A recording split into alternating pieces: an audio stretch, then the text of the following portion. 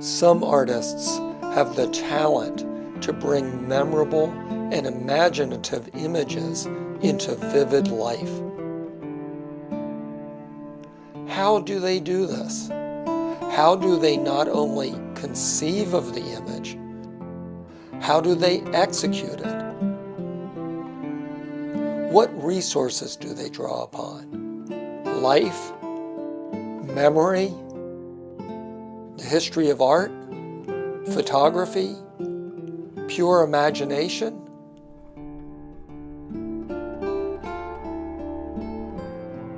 I'm going to ask some artists to tell me the story of how one of their artworks came to be.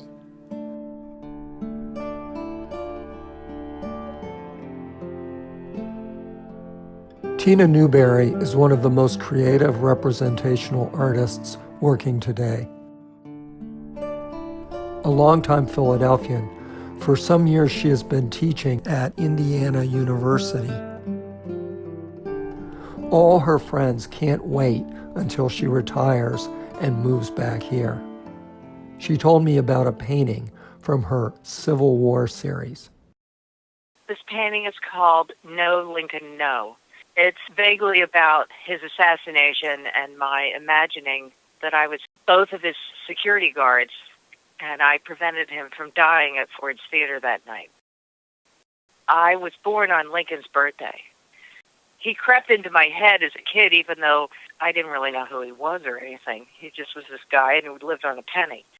Then when I was older, my family went to Gettysburg for the 100-year anniversary. It started to make more sense that he was the president during the Civil War and that his assassination wasn't just a random murder.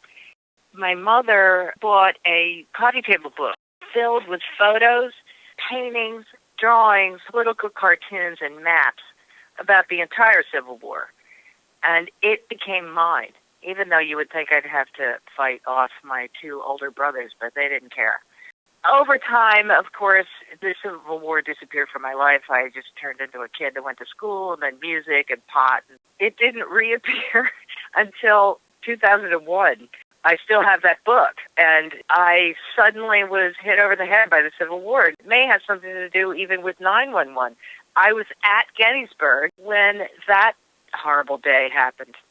I began a concerted effort to travel to battlefields all over the place. They have tourist centers, artifacts, guides, reenactor movies, and I have been to 24 battlefields, and some of those more than once. Eventually, it became obvious that I couldn't keep that interest as a tourist out of my paintings. I painted it in oil, as usual, but I also have inserted into it Xeroxes that are paper, collages. Tina said that each of these collages have two components: a background image from a photo of an historic place or sculpture, and then one or more heads of herself, which she cuts out and superimposes on the background image. Usually I start laughing. The heads are from paintings that I've made in the past. I have always painted self-portraits. I photograph the paintings and then I print them out and then I cut the heads out and I have to print them out at different sizes. Now I have tons of pages of just heads. I do cut my heads out with scissors. I have a rule that I want some of the rawness and wrongness of my scissor work to be evident when you're close up. If you do get close, you can see the edges of these Xeroxes and how Tina sometimes paints on top of them. She told me why her collages are black and white. It's reminiscent of the past, but also colors could fade. Most of what we see in this series is actually oil paint. She embeds her black and white collages in encircling motifs. Often, these are boxes. And there is always a large Tina, fully painted and in living color. There are two other formal devices she uses in these paintings.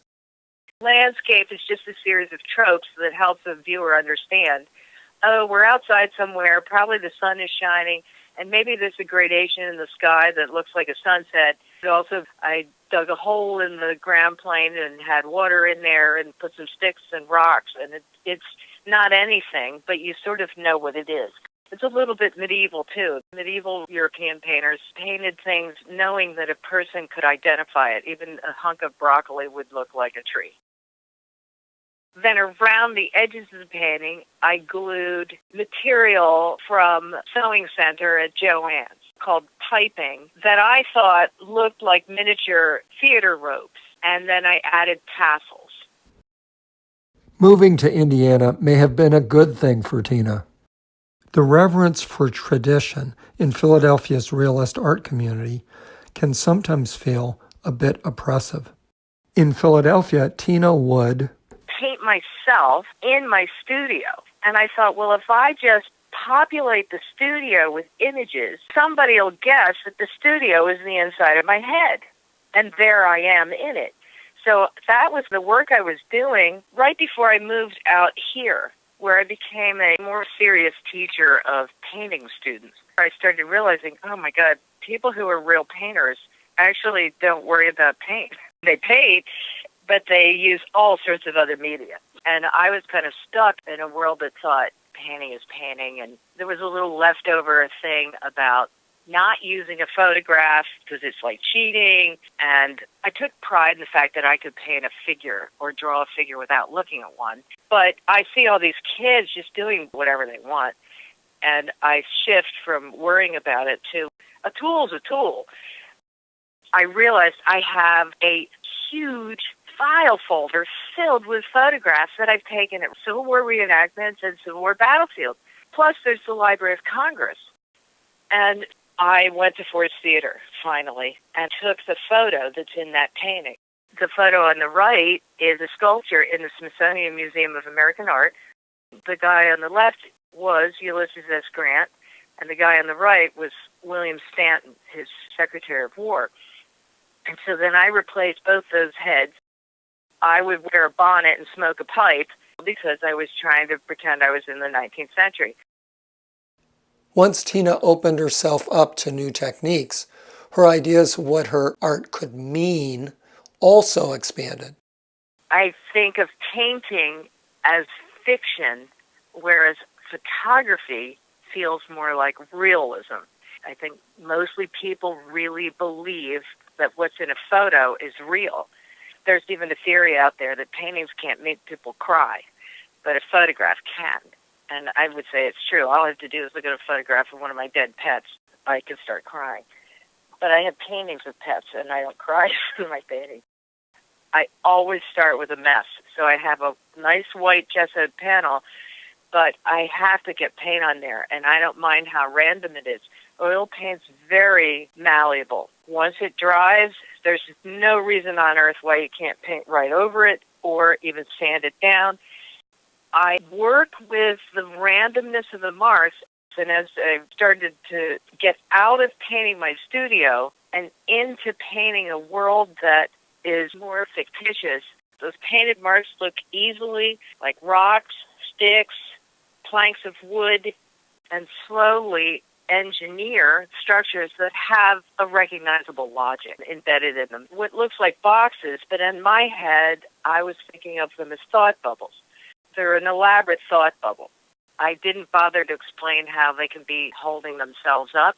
I don't actually mind that. I like the idea that everything could fall apart easily, and I think that that's symptomatic of my head and my thought process. It's fiction on fiction on fiction. I always have myself in the painting so that it looks like there's a painted me thinking about the scenes that are in the boxes. Increasingly, I liked the notion that I'm somewhat escaping from real time. The paintings I did in the past of me standing there in my studio looks like a person standing in their studio. And all the stuff that's on the wall looks like the stuff that's really sitting on the wall. So in a way, it's like photography. Photography tends to capture real time just in 1 second, and maybe that's why it's so believable. But in my case, it was one of the reasons why I'd be called an illustrator instead of a painter. So breaking up real time became a notion that I wanted to do. I feel like each painting I do is like a page out of a comic book. No real superheroes or anything, but actually I kind of do try to make myself into a hero. Over time as a painter, I've turned into a boy who likes to draw comic book pages. I'm now happier as a painter, not worrying about being a painter. Dazzling technique, imagination, and humor abound in Tina's work. But there is also a profound sense of the struggles and fragility of human life. For this whole group of paintings, I really wanted to have an edge around the painting itself to complete the fact that it's a construction and that the painting is an object, kind of medieval, like as if it was a prayer book or something. I wrapped some coiled ropes that would be in a theater.